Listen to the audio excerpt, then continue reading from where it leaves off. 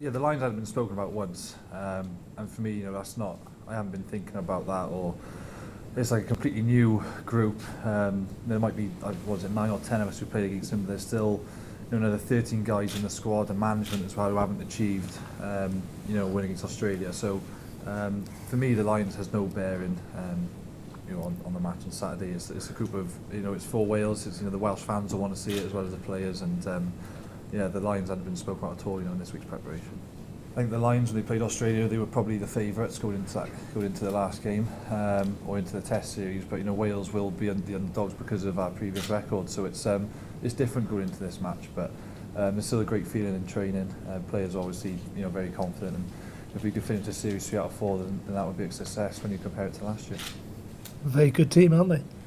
I think under Ewan Mackenzie, I think if you can look at their game throughout the autumn, particularly that Ireland performance was pretty impressive. Probably they didn't start off too well first up against England, but they were mightily impressive against Ireland. I thought their set piece, their foundation at scrum and line out was very strong. They had a base to play off, and that's going to be a key for the weekend. Obviously from previous experiences we've had, it's an area which scrum and line out, obviously it's been very well identified by Ewan Mackenzie about line out. I think it works for all international sides in world rugby, doesn't it? You've got 20 odd yards between attack and defence is the best platform to attack from, so I think that's going to be key for Australia as well. I think if you look at their side, they're very experienced, aren't they? Look at their caps, their front five. You look at their scrum, which is mightily improved as you'd expect under Ewan.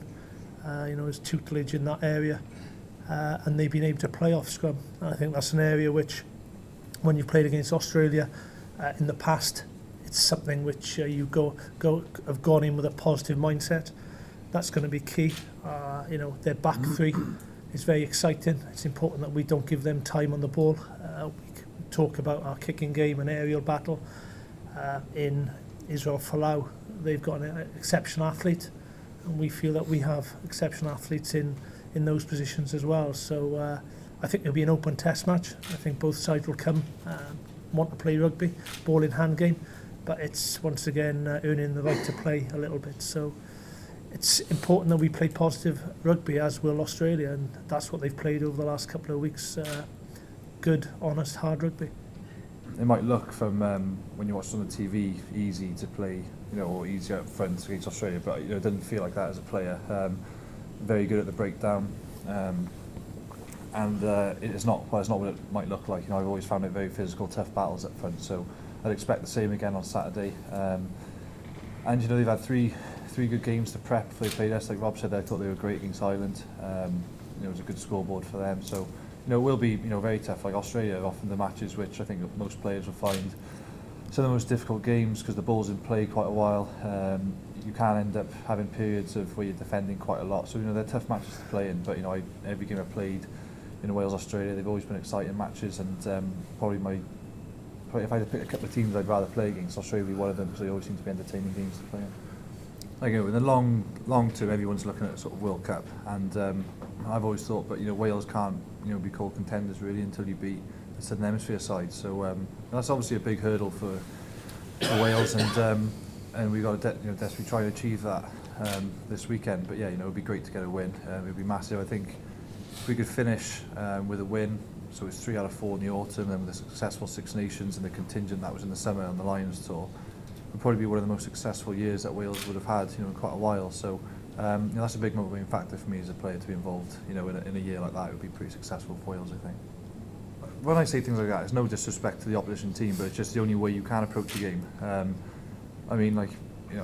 These defeatist attitudes is something which has always annoyed me from people when they go into a game like, it's okay, but we're the underdog. For me that's it's always, I think that's a load of rubbish. You have to approach every game in that mindset, and I think that's something which doesn't just happen with a click of a fingers with a group of players. You get that from confidence, from good training, good results, and being together as a squad. And we're very confident this weekend that Australia are going to be a quality team, one of the best teams that you'll ever come up against in your career. But confident that we can get a win, and really hope we can achieve that as well.